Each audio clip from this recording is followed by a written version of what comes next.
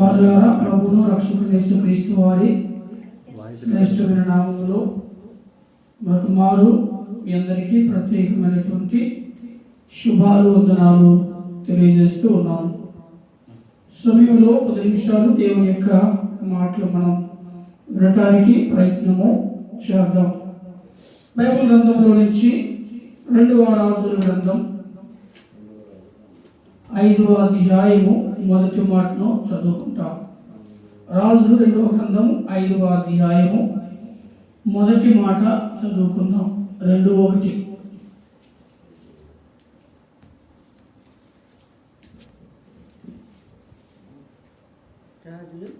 రెండవ రాజుల గ్రంథము 5వ అధ్యాయం మొదటి మాట. 310 పేజీ నంబర్.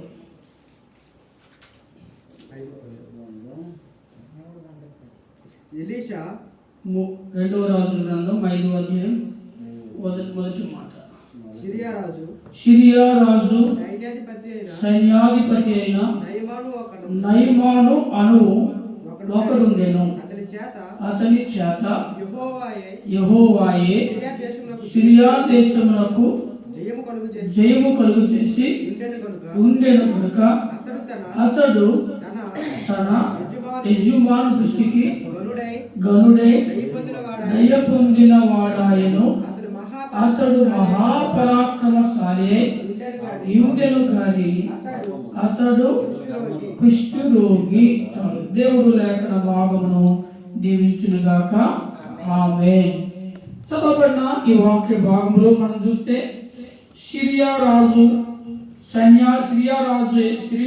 సైన్యాధిపతి అయినటువంటి నయమాను అను ఒకడు ఉండెను. ఈ యొక్క నయమాన్ ఎవరు అంటే సైన్యానికి అధిపతి అని ఇక్కడ రాయబడింది. అయితే ఈ నయమాన్ కోసం మనం ఆలోచన చేస్తే ఈ నయమాను ఘనుడు అంత మాత్రమే కాదు, దయ పొందినవాడు అంత మాత్రమే కాదు, అని మహాపరాక్రమశాలి అని రాయబడింది. చూడండి, నయమాను అన్నటువంటి ఒక మనుష్యుడికి ఎన్ని మంచి గుణగణాలు ఉన్నాయో మనం ఇక్కడ చూస్తుంటాం. ఇక్కడ మనం చూస్తే నయమాను ఒకటి సైన్యాధిపతి, తర్వాత ఆయన గనుడు, ఆ తర్వాత దయ పొందినవాడు, పరాక్రమశాలి. కానీ ఏముందంటే మళ్ళా అతడు కుష్ఠరోగి అని రాయబడింది. చూడండి, ఇన్ని గొప్ప ఆధిక్యతలు కలిగినటువంటి వాడైనప్పటికీ కూడా ఆయనకి ఏముంది అంటే ఒక రోగం అనేది ఉంది. అదే రోగం అంట కుష్ఠరోగము అని చూస్తున్నాం. కుష్ఠరోగం ఉంది. ఎన్నుంటే ఏ ప్రయోజనం? కుష్ఠరోగము ఉంది. ఏదో ఒక సామెత ఉంది కదా, ఎన్నున్నా ఐదో తరము లేదు అంటారు కదా.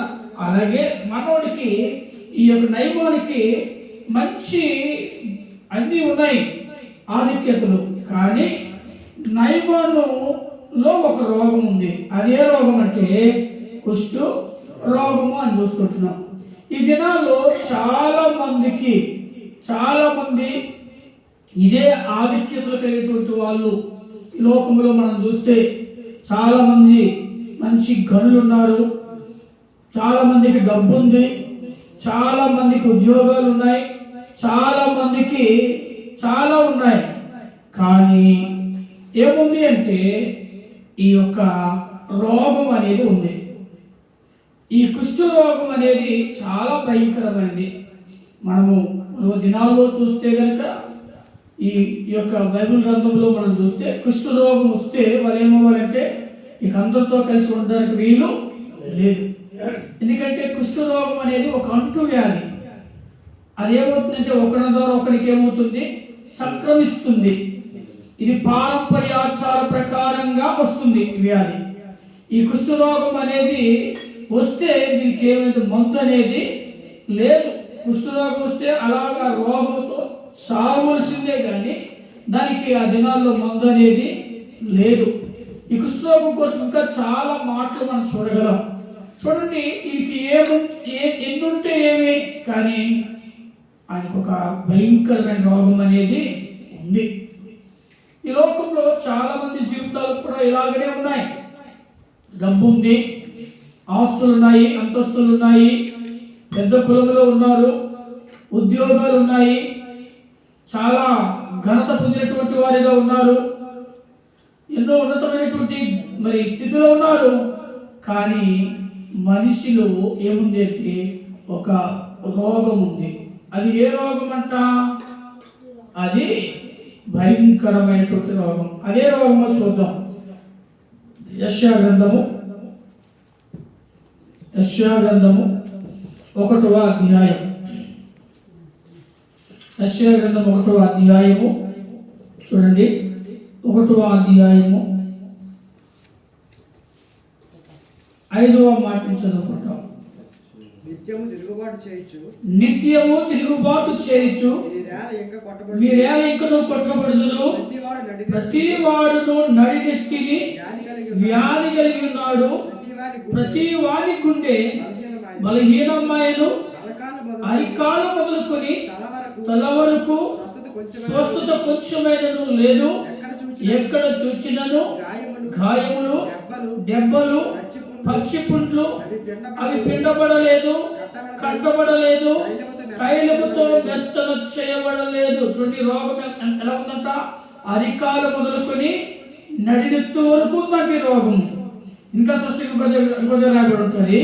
చూడండి, 20వ గ్రంథం 17వ అధ్యాయము 9వ మాట. 20వ గ్రంథం 17:9. హృదయము అన్నిటికంటే మోసకరమైనది, అది ఘోరమైన వ్యాధి కలిగినది. గ్రహింపగలవాడు ఎవడు? ఇట్లా చూసుకుంటూ పోతే చాలా చూడగలం. కానీ ఈ దినాల్లో చాలా మంది అనుకుంటున్నారు ఆయన కుష్ఠరోగం ఉంది, నాకు ఏ రోగము లేదు అనుకుంటున్నారు. కానీ ఈ లోకములో పుట్టిన ప్రతి వ్యక్తి కూడా ఒక రోగం ఉంది. ఆ రోగం ఏంటంటే పాప రోగము అని బైబిల్ గ్రంథం చెప్తూ ఉంది. చూడండి, ఈ కుష్ఠ వ్యాధి అనేది ఎలాంటిది అంటే ఇది వంశపారపర్యంగా వస్తూ ఉంటుంది. ఇది వంశపారపర్యంగా. అంత మాత్రమే కాదు, ఈ కుష్ఠ వ్యాధి అనేది ఎంతో భయంకరమైనది. ఈ పాపం అనే వ్యాధి ఎలా వచ్చింది మనిషికి అంటే బైబిల్ చెప్తుంది రోమాపత్రికలో చాలా స్పష్టంగా. రోమాపత్రిక, రోమీయులకు రాసిన పత్రిక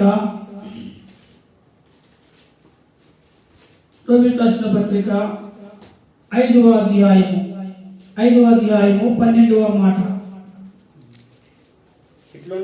ఇట్లుండగా ఒక మనుషుల ద్వారా పాపము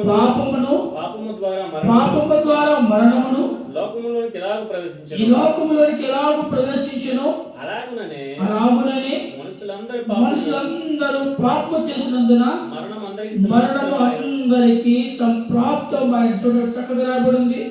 ఒక మనుషుల ద్వారా ఏమొచ్చిందంట? పాపం ద్వారా ఏమొచ్చిందంట? మరణము అని రాయబడుతూ వచ్చింది.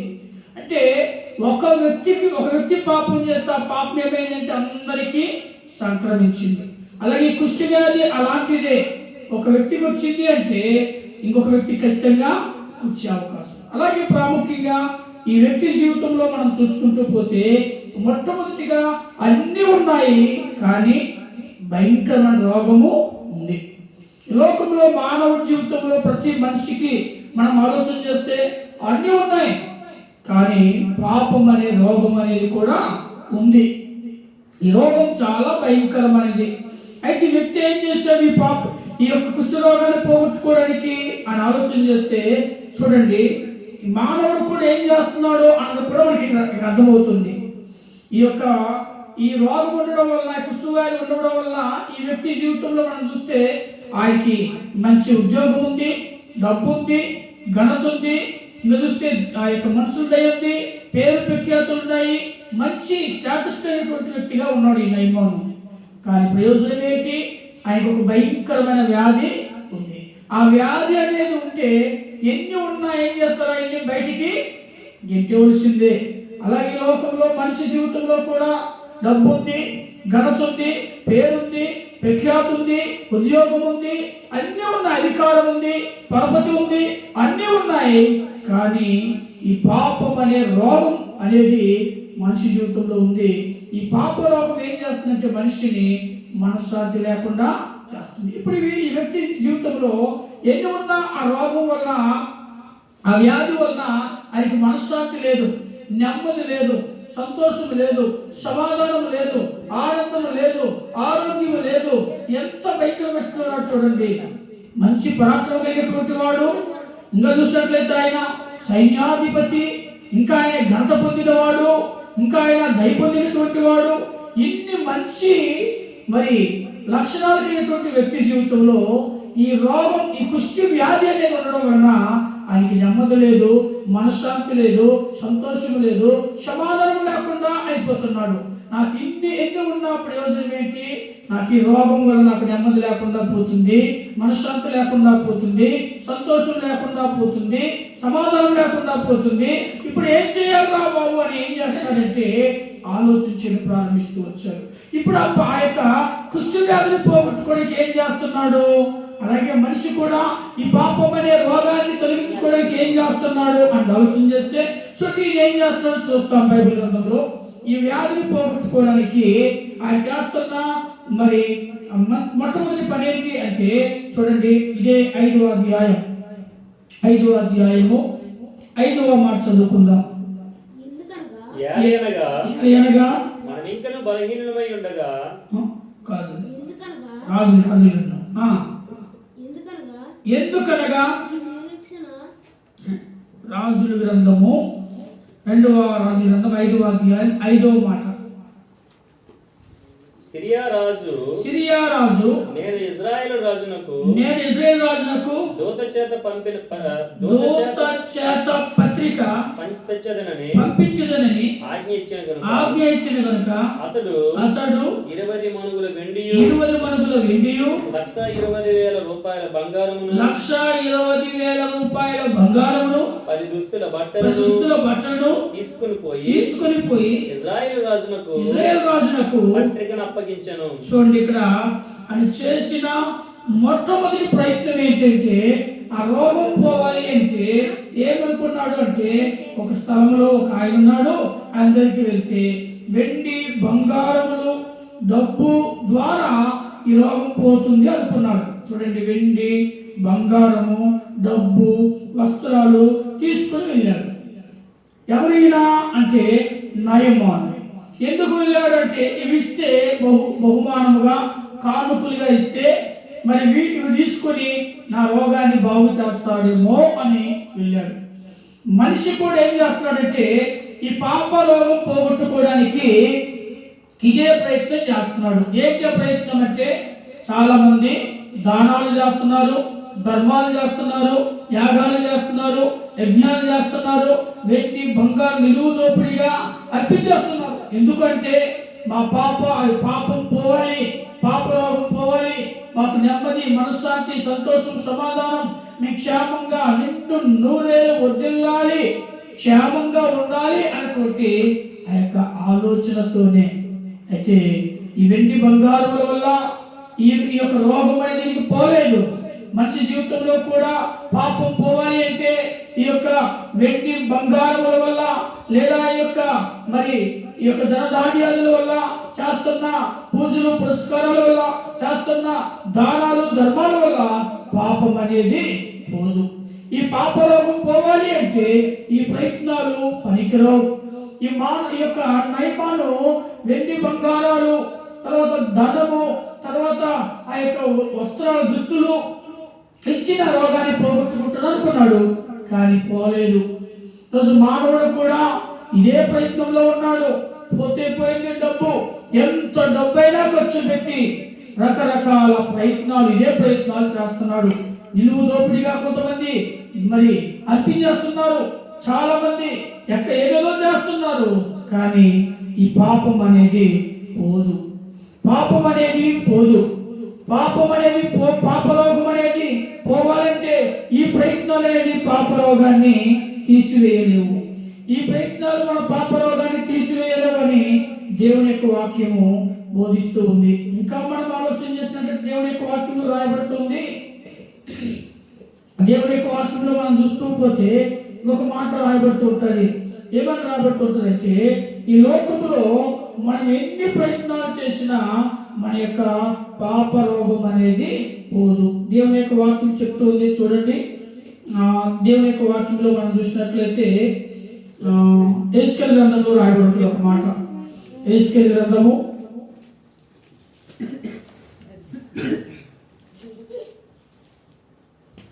7వ అధ్యాయము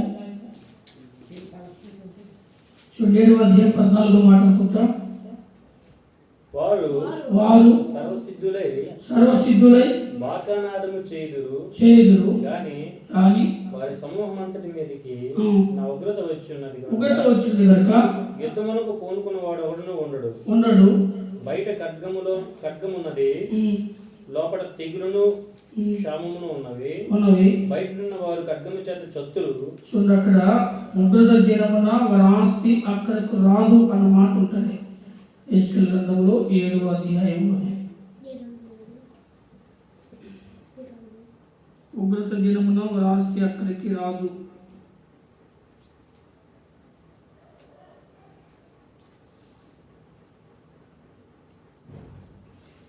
19వ మాట 7:19 తమ వెండిని వీధులలో పారవేయుదురు, తమ బంగారమును నిషిద్ధమని ఎంచుదురు.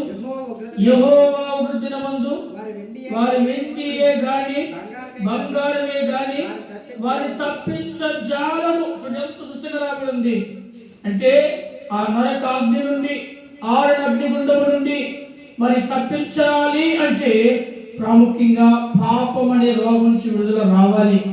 వెండి బంగారములు అనేవి మనం ఏం చేయలేమంట, ఉగ్రత నుంచి తప్పించలేవు. కనుక ఈ వెండి బంగారముల వల్లని ఆ నరకాగ్ని నుంచి తప్పించలేవు. నరకాగ్ని తప్పించాలి అంటే పాప క్షమాపణ కావాలి. పాప క్షమాపణ కావాలి అంటే ప్రాముఖ్యంగా మరి పరిశుద్ధుడైనటువంటి యేసుక్రీస్తు ప్రభు ద్వారా మాత్రమే జరుగుతుంది అన్న విషయాన్ని దేవుని యొక్క వాక్యం చెబుతుంది. ఇంకా చూడండి, సామెతల గ్రంథం 11వ అధ్యాయం 4వ మాట. ఉగ్రత దినమందు ఆస్తి అక్కడికి రాదు. చూడండి, మన ఆస్తి, మన వెండి, మన బంగారము, మన డబ్బు, మన వస్త్రాలు ఏవి కూడా మన పాప మన రోగాన్ని తీసివేయలేవు. ఇవేవి కూడా మనలను మోక్షానికి తీసుకుని వెళ్ళలేవు. ఇవేవి కూడా మనలను దేవుని ఉగ్రత నుంచి తప్పించలేవు అని చాలా స్పష్టంగా రాయబడుతూ ఉంది. ఇది ఈయన చేసిన మొదటి ప్రయత్నం. నాకు ఇన్నున్నాయి, నేను పరాక్రమశాలిని, నేను సైన్యాధిపతిని, నేను గనుడని, నేను దయ పొందినటువంటి వాడిని, ఇన్ని మంచి ఆ యొక్క మరి గుణగణాలు కలిగినటువంటి వాడిని. కానీ ఏంటి ప్రయోజనం? నాలో ఈ పాపం అనే రోగం ఉంది, అది కుష్టి వ్యాధి ఉంది అని నిద్ర లేకుండా, మనశ్శాంతి లేకుండా ఉన్నాడు. దీన్ని పోగొట్టుకోవడానికి ఎంత డబ్బైనా, ఎంత వెండైనా, ఎంత బంగారమైనా నేను మరి దారపోస్తాను, నేను ఏం చేస్తానంటే ధర్మం చేస్తాను, ఇచ్చేస్తానని చెప్పి ఎన్నో మరి ఈ విధంగా ప్రయత్నం చేశాడు. కానీ ఆయన కుష్ఠరోగం అనేది పోలేదు. ఈరోజు మనిషి కూడా ఇదే ప్రయత్నం చేస్తున్నాడు. ఎంతో ధనాన్ని ఖర్చు పెడుతున్నాడు, మరి తనకున్నటువంటి వెండి బంగారు ఇల్లు ఉపయోగించేస్తున్నాడు, ఎన్నెన్నో ప్రయత్నాలు చేస్తున్నాడు. కానీ ఈ ప్రయత్నాలు మన పాపాన్ని తీసివేయలేవు. ఓకే, రెండవదిగా మనం చూద్దాం. చూడండి, రెండవ ప్రయత్నం ఏం చేశాడు తన యొక్క కుష్ఠరోగాన్ని పోగొట్టుకోవడానికి అంటే, అదే రాజుల 2వ గ్రంథము 5వ అధ్యాయము 7వ మాట చదువుకుందాం. ఇశ్రాయేలు రాజు ఈ పత్రికను చదివి వస్త్రములు చింపుకొని చంపుటకు బ్రతికించుటకును నేను దేవుడునా, ఒకటి కలిగిన కుష్ఠరోగమును మాన్పుమని నా యొద్దకు ఇతడు పంపుటే ఏమి, రోగములకు కారణము అతను ఎట్లు వెతుకుచున్నాడు మీరు ఆలోచించండి. ఇక చూస్తే రెండవది ఇక్కడ మనం చూస్తే ఆ పాప రోగం పోగొట్టుకోవడానికి ఎవరి దగ్గరికి వచ్చాడంట? ఇజ్రాయేలు రాజు గారి దగ్గరికి వచ్చాడు. రాజు కోపం వచ్చింది. ఏం చేశాడు? తన బట్టలు ఏం చేశాడు? చింపుకొని చంపుటకును బ్రతికించుటకును నేనేమైనా దేవుణ్ణా? నా దగ్గరికి వచ్చావు, నాతో కలహానికి రావాలనుకుంటున్నావా నువ్వు అంటున్నాడు. అంటే ఈ పాప రోగం పోవాలి అంటే, మనకు పాప రోగం నుంచి విముక్తి కావాలి, మనకు రక్షణ కావాలి అంటే ఈ లోకంలో ఎవరి వల్ల కూడా మనకి రక్షణ లేదు. ఏముంది దేవుని యొక్క వాక్యం అంటే అపోస్తుల కార్యములు 4వ అధ్యాయము 12వ మాటలో చూస్తే, అపోస్తుల కార్యం 4:12 మరి ఎవరి వలన రక్షణ కలగదు, ఈ నామమునే మనము రక్షణ పొందవలె గాని ఆకాశము క్రింద మనుషులలో ఇయ్యబడిన ఏ నామమున రక్షణ పొందలేమని, మరి ఏ నామమున మనము రక్షణ పొందలేము. చాలా స్పష్టంగా వ్రాయబడుతుంది. ఈ లోకంలో మరి ఎవరి ద్వారా కూడా మనకి రక్షణ అనేది లేదు. ఈ లోకంలో ఎంతో మంది మహామహులు, ఎంతో మంది గొప్పవాళ్ళు, ఎంతో మంది ఉన్నతమైన వాళ్ళు ఉన్నారు. కానీ ఎవరి వల్ల కూడా పాపం నుంచి విడుదల, విమోచన, రక్షణ అనేది మనకి కలగదు. 146వ కీర్తన 3వ మాటలో కూడా ఈ విధంగా వ్రాయబడుతుంది. 146వ కీర్తన 3వ మాట, రాజుల చేతనైనను నరుల చేతనైనను రక్షణ కలుగదు, వారిని నమ్ముకొనకుడి. చూడండి, లోకములో రాజుల వల్ల గాని మనుషుల వల్ల గాని మనకు రక్షణ కలగదు, వారిని నమ్మద్దు అని చెప్తుంది దేవుని యొక్క వాక్యం. కానీ యొక్క నయమాను మరి తన జీవితంలో ఉన్న రోగం పోగొట్టుకోవడానికి రాజు నమ్మాడు, రాజు దగ్గరికి వెళ్ళాడు. చాలా మంది దినాల్లో ఎక్కడెక్కడికో వెళ్తున్నారు, ఎవరెవరు నమ్ముతున్నారు. ఎవరి వల్ల, దేని వల్ల మనకు పాపమనే రోగం పోదు అని చాలా క్షణంగా బైబిల్ గ్రంథము చెబుతూ ఉంది. తర్వాత మనం మరో విషయంలోకి వెళ్దాం.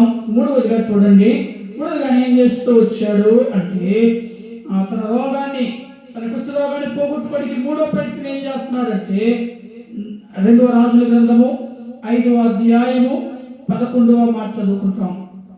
అందుకు నయమాను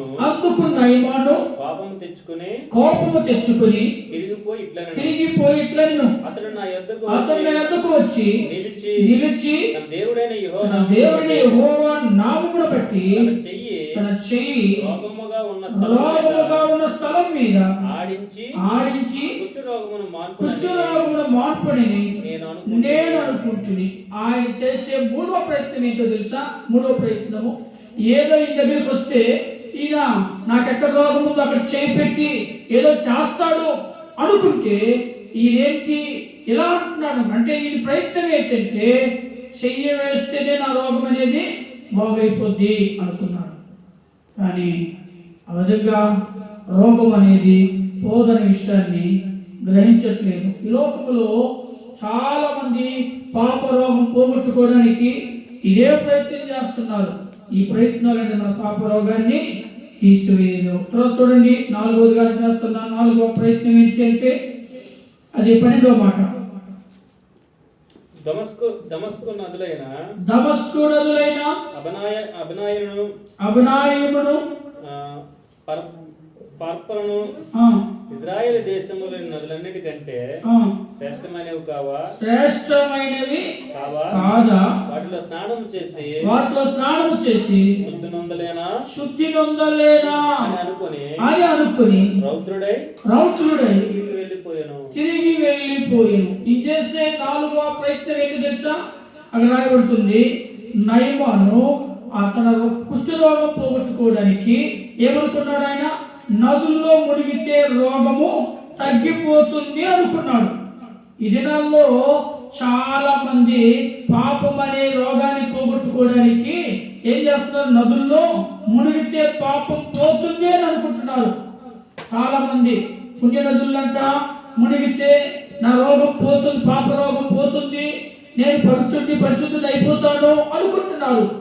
కనుక ఈ పాప రోగం పోవాలి అంటే ఈ లోకంలో ఈ ప్రయత్నాలు అనేవి పనికిరావు. ఈ కుష్ఠరోగం పోవటానికి ఈయన ఎన్ని ప్రయత్నాలు చేస్తూ వచ్చాడు, కానీ ఆయన రోగం పోయిందంటే ఆయన రోగము పోలేదు. ఆయన రోగం పోలేదు. ఈరోజు ఈ పాపం అనే రోగం పోవాలి అంటే మానవుడు కూడా ఇలాగనే ప్రయత్నం చేస్తున్నాడు. ఇలాగనే ఎన్నో దానాలు ధర్మాలు చేస్తున్నాడు, యాగాలు యజ్ఞాలు చేస్తున్నాడు. వెండి బంగారము డబ్బు వస్త్రాలు ఇవన్నీ కూడా దానాలు ధర్మాలు చేస్తున్నారు. వీటి వల్ల పాపం పోదు. రెండవదిగా మానవుడు ఏం చేస్తున్నాడంటే మనుషులు నమ్ముతున్నారు, రాజులు నమ్ముతున్నారు, లేకపోతే ఇంకా చెప్పాలి అంటే మరి ఆ యొక్క మరి పాస్టర్లు నమ్ముతున్నారుగా, మరి ఇంకా చూస్తే లోకంలో రకరకాల వారు నమ్ముతున్నారు. కానీ వీరి వల్ల పాపం అనేది పోదు. ఆ తర్వాత మూడవదిగా ఎవరో వచ్చి నా మీద చేస్తే నా రోగం పోతుంది, నేను బాగుపడిపోతుంది అనుకుంటున్నారు. అది కూడా సాధ్యము కాదు. చివరిగా చూస్తూ వచ్చాము నాలుగవదిగా ఆ రోగం పోవటానికి నాకు నదులు లేవా శ్రేష్టమైనవి, ఆ నదులంతా మునిగితే నా రోగం పోదా అనుకున్నాడు నయమాను. ఈరోజు మనుషులు కూడా ఈ దినాల్లో అదే ఆలోచన కలిగి ఉన్నారు. పాపం పోవాలి అంటే పుణ్యనదులంట స్నానం చేస్తే నా పాపం పోతుంది కదా అనుకుంటున్నారు. కానీ పోదు. ఒంటికున్న మురికిపోతుందేమో కానీ హృదయంలో ఉన్నటువంటి పాపం అనేది, ఆత్మ కలిగినటువంటి పాపం అనేది పోదు. మరి ఇప్పుడు ఏం చేస్తాడు నయమాను? ఆయన రోగం పోవడానికి చేసిన ప్రయత్నం ఏంటి అని ఆలోచన చేస్తే ఆయన చేసిన ప్రయత్నము ఒకే ఒక ప్రయత్నం చేశాడు. ఏంటి ఆ ప్రయత్నం అంటే, ఇప్పుడు అక్కడ ఎవరున్నారంటే అక్కడ ఎలీషా గారు ఉన్నారు, లేదా ఒక సేవకుడు ఉన్నాడు. ఆయన ఏమన్నాడంటే నువ్వు వెళ్ళి ఆ యొక్క యోర్దాను నదిలో 7 మార్లు మునిగితే నీ రోగం అనేది పోతుంది అని చెప్పారు. తర్వాత మనం చూస్తూ వచ్చాము, ఒక చిన్న ఇశ్రాయేలు చిన్నది చెరపట్టబడి నయమాను దగ్గర 10 మనిషిగా చేరింది. ఆ చిన్నది మాట విన్నాడు, విని వెళ్ళాడు.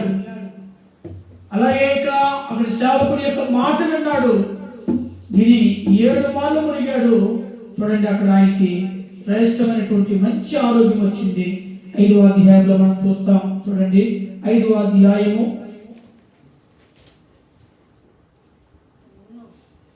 అతడు పోయి దైవజనుడు చెప్పినట్లు యోర్దాను నదిలో 7 మార్లు మునగగా అతని దేహము పసిపిల్ల దేహము వలెనై అతడు శుద్ధుడాయను. చూడండి, దైవజనుడు చెప్పినట్లు ఏం చేశాడు. ఈరోజు పాపరోగం పోవాలి అంటే ఈ లోకంలో నీ ప్రయత్నాలు అనేవి నీ పాపం అనే రోగాన్ని తీసివేయలేవు.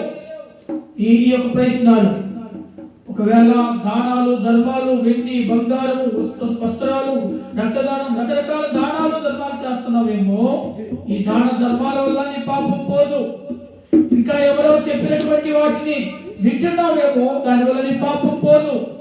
నీ పాపం పోవాలి అంటే ఈ రోజు దేవుడు చెప్తున్న మాట ఏంటంటే చాలా స్పష్టంగా రాయబడుతుంది. పాపం అనే రోగం పోవాలి అంటే యేసుక్రీస్తే దానికి మూలం. పాపం అనే రోగం పోవాలి అంటే పరమాత్ముడు పుణ్యాత్ముడు యొక్క రక్తం అవసరం. ఈ లోకంలో పాపం పోవడానికి నీ ప్రయత్నాలు అనేది పాపాన్ని తీసివేయడం. పాపం అనే రోగం పోవాలి అంటే చాలా స్పష్టంగా రాయబడుతుంది. పాపం అనే రోగం పోవాలి అంటే మరి లోకంలో నీ ప్రయత్నాలని మరి పనిచేయవు. మరి ఏం చేయాలంటే యేసు క్రీస్తు దేవుడని, ఆయనే ప్రభు అని ముందు విశ్వసించాలి, నమ్మాలి. అప్పుడు నీ పాపం నుండి నీకు క్షమాపణ, రక్షణ అనేది వస్తుంది. అదేమనగా యేసు ప్రభువని నీ నోటితో ఒప్పుకొని దేవుడు మృతుల్లో నుండి ఆయనను లేపనని నీ హృదయమందు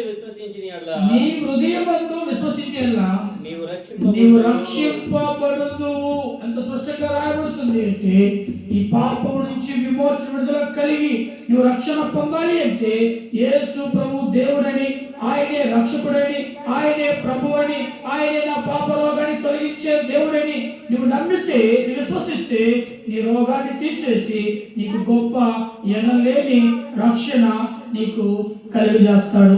బైబిల్ గ్రంథంలో రాయబడుతుంది, దేవుని యొక్క వాక్యంలో ఈ రోగాన్ని తొలగించిన కొరకే ఆయన ఏం చేశాడు అంటే, చూడండి యెషయా గ్రంథము 58వ అధ్యాయం 53వ అధ్యాయం యెషయా గ్రంథం 53వ అధ్యాయంలో రాయబడుతుంది.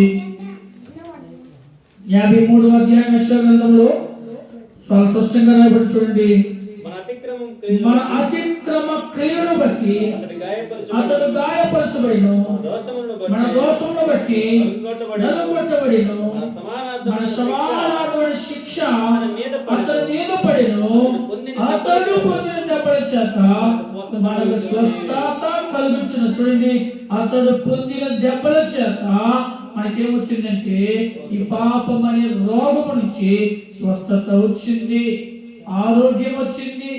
కనుక ఈ పాప రోగం పోవాలి అంటే యేసు ప్రభువారి శరణ్యము, యేసు క్రీస్తు ప్రభుని, ఆయన దేవుడు, రక్షకుడు, ప్రభు, పాపం లేని దేవుడు, నా పాపల కొరకే, నా పాప రోగాన్ని తొలగించడం కొరకే ఆయన ఈ లోకానికి వచ్చి శ్రమ పొందాడు, గాయపరచబడ్డాడు, ఆయన శిలువ మరణించాడని నమ్మి విశ్వసిస్తే నీ పాపం అనే రోగాన్ని తొలగించి నీ జీవితంలో శాంతి, సమాధానమును, నెమ్మది, మనశ్శాంతును, ఆనందమును, ఆరోగ్యమును, ఆయుష్ను నీకు ప్రసాదిస్తాడు. ఇదే ఆయన చెబుతున్న మాట. ఆయన అంటున్నాడు కదా, ప్రయాసపడి భారం మోసుకొచ్చిన సమస్త జిల్లారా ఎందుకు రండి, నేను మీకు విశ్రాంతి ఇస్తానంటున్నాడు. అంత మాత్రమే కాదు, నేనే మార్గమును, నేనే సత్యమును, నేనే జీవమును, నా ద్వారా తప్ప వేరెవ్వరి ద్వారా కూడా తండ్రి యొద్దకు వెళ్ళలేరు అని చాలా స్పష్టంగా చెప్తున్నాడు. కనుక ఆయన చెప్పిన మాట వింటే, ఇంకా ఆయన అంటాడు కదా, యోహాను సువార్త 5వ అధ్యాయము 24వ మాటలు ఏమన్నాడు, నా మాట విని నన్ను పంపిన వాడి యందు విశ్వాసం ఉంచేవాడు నిత్య జీవము గలవాడు, వాడు తీర్పులోనికి రాక మరణములో నుండి జీవములోనికి దాటినాడని మీతో నిశ్చయముగా ఖచ్చితంగా చెప్తున్నాడు. కనుక ఆయన మాట ఈ రాత్రి వింటే నీ పాపమనే రోగాన్ని తొలగించి నీకు శాంతి, సమాధానం, నెమ్మది, ఆనందం, ఆరోగ్యం, ఆయుష్ను నిండారా ఇవ్వడానికి ఇష్టపడుతూ ఉన్నాడు. ఈ యొక్క నయమాను వలె ఒకవేళ నీకు ఆస్తి ఉండొచ్చు, నయమాను వలె నీకు ఒక గొప్ప పరాక్రమశాలి ఉండొచ్చు, గరుడు ఉండొచ్చు, లేకపోతే మనుషుల యొక్క ధైర్యం పొందుకోవచ్చు, పెద్ద ఉద్యోగం ఉండొచ్చు, లేకపోతే నీకు ఆస్తి అంతస్తు ఉండొచ్చు. కానీ నీ పాపం అనే రోగం నీ జీవితంలో నెమ్మది, శాంతి, సమాధానం, ఆనందం, ఆరోగ్యం, ఆయుష్ లేకుండా చేస్తుంది. అది దాని విడుదల కావాలి అంటే ఈరోజు దానికి మూలమైనటువంటి వారు యేసు ప్రభువారే. యేసు క్రీస్తు ప్రభు నమ్మితేనే ఈ గొప్ప పాపం అనే రోగం నుంచి విమోచన, విడుదల, క్షమాపణ, రక్షణ కలుగుతుంది. అది ఎప్పుడైతే కలుగుతుందో అప్పుడు నీ జీవితంలో గొప్ప మనశ్శాంతి, సంతోషము, సమాధానము, ఆనందము, ఆరోగ్యము, ఆయుష్, చనిపోతే నిత్య జీవం, నిత్య రాజ్యం, స్వర్గ రాజ్యం, మోక్ష రాజ్యాన్ని స్వతంత్రించుకుంటావు. కనుక నా ప్రియమైన సహోదరుడా, ప్రియమైన సహోదరి, నయమాను వలె నీ జీవితం ఉందేమో, నీ జీవితంలో అన్ని ఉన్నా నీకు నెమ్మది, శాంతి, సమాధానం లేకుండా ఉన్నావేమో. అయితే నువ్వు దాన్ని పొందుకోవడానికి లోకంలో నయమాను వలె ఎన్నో ప్రయత్నాలు చేస్తున్నావు.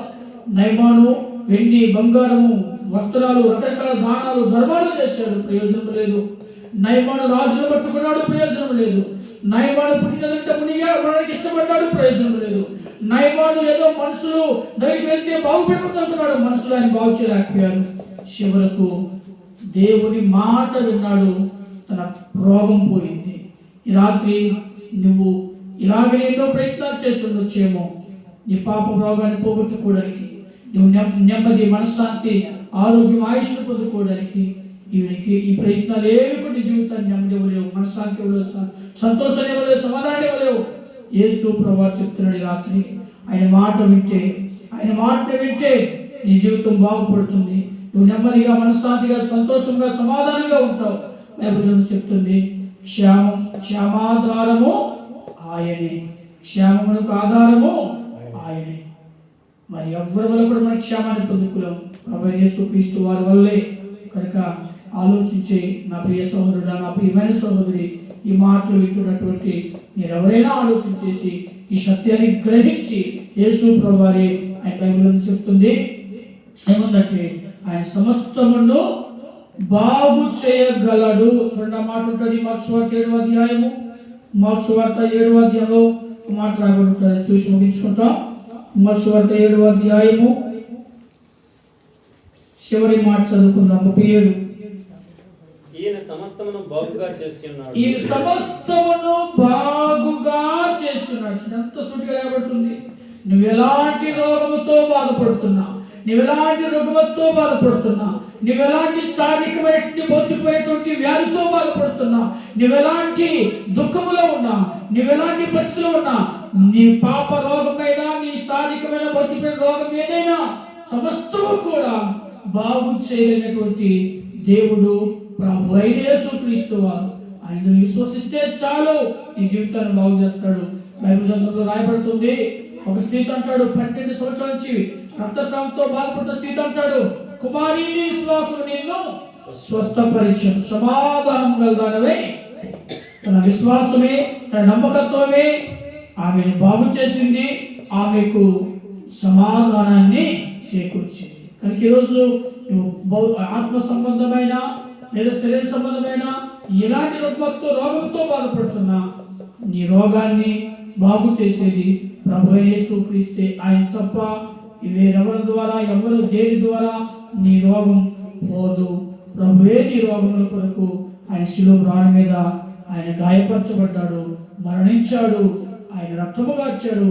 ఆయన ద్వారా మాత్రమే నీకు స్వస్థత, ఆయన ద్వారా మాత్రమే నీకు మోక్షం. కనుక సత్యాన్ని గమనించి సత్యదేవుడు యేసుక్రీస్తు ప్రభువును అంగీకరించవలసిందిగా ప్రభు పేట మనవి చేస్తూ ఈ మాటలు ముగిస్తున్నాను. దేవుడి మాటలు దీవించును గాక. ఆమేన్.